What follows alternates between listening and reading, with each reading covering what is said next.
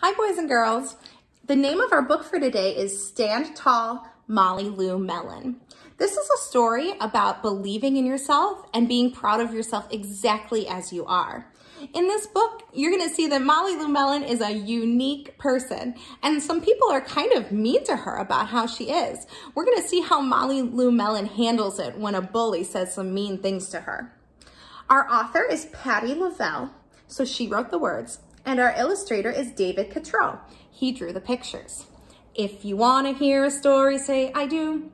If you want to hear a story, say I do. If you want to hear a story, then you're sitting nice and quiet. If you want to hear a story, say I do. Stand Tall, Lou Melon.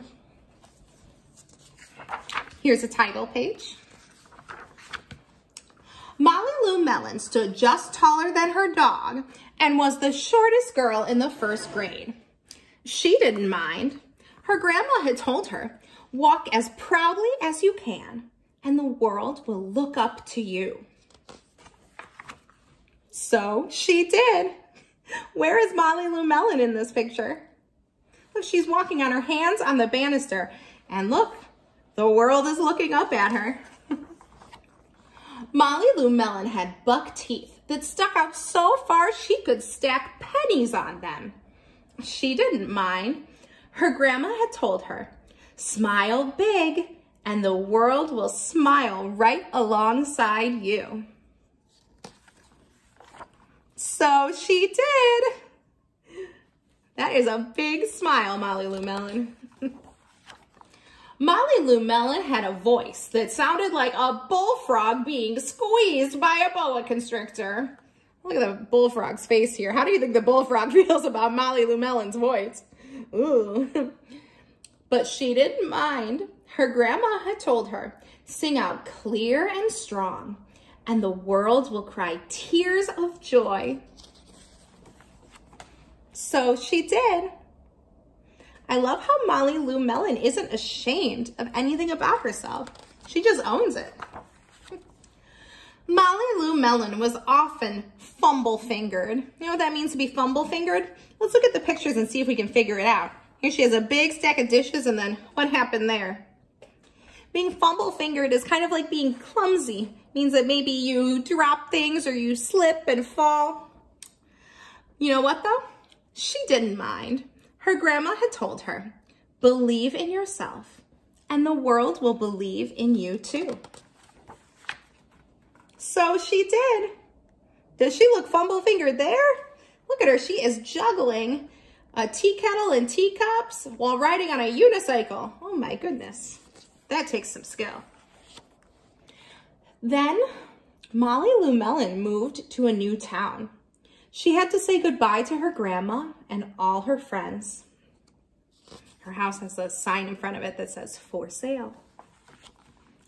And start in a new school. It looks like Lou Melon's about to get on the bus. I wonder how she's feeling right now about starting at a new school where she doesn't know anyone. How would you feel? I know I would maybe be kind of nervous about meeting new people.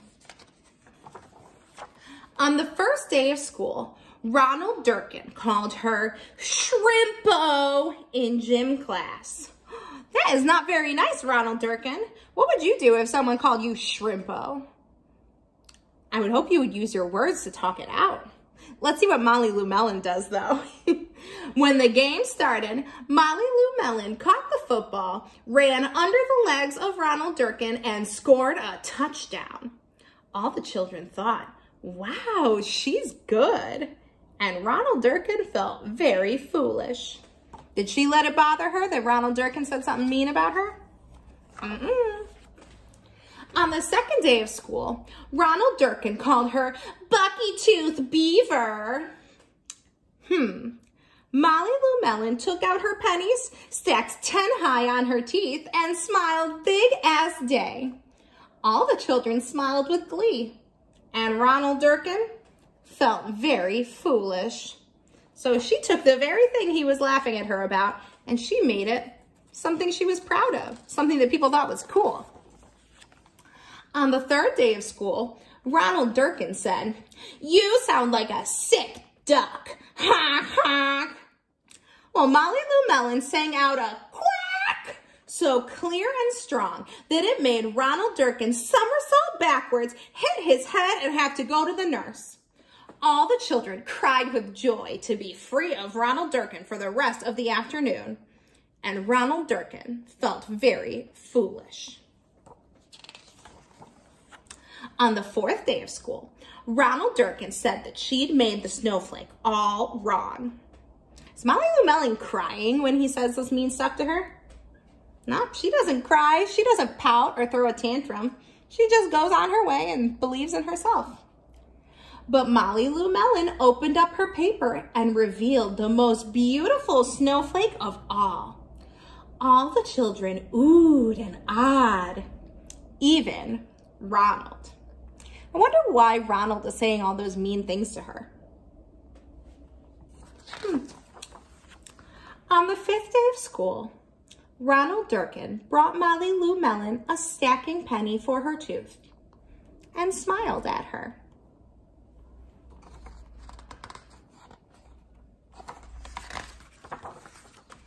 That night, Molly Lou Melon took out a pencil and paper and wrote a letter to her grandma.